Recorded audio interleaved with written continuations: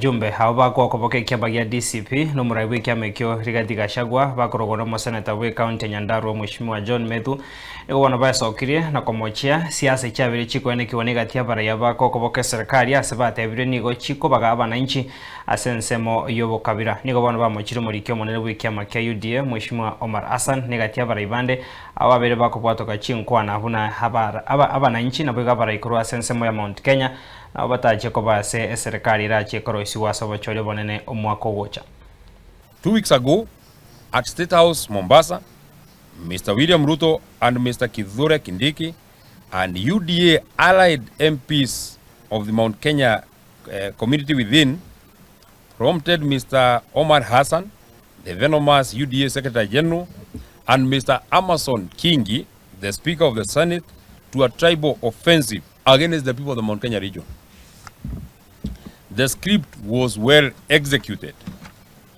They were later backed by the National Treasury Cabinet Secretary John Bandi and the Senate Majority Leader Aaron Cheruiyot.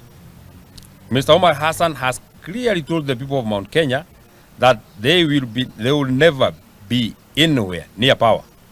He called the people of Mount Kenya all manner of names.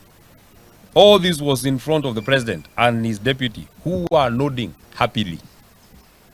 We further heard that the UDA allied MPs from the Mount Kenya region were trying to shout at Omar Hassan, the UDA Secretary General, to resign. In fact, they gave him 48 hours to resign. It is now over 350 hours. Vote out if you're men. Vote out if you're women enough.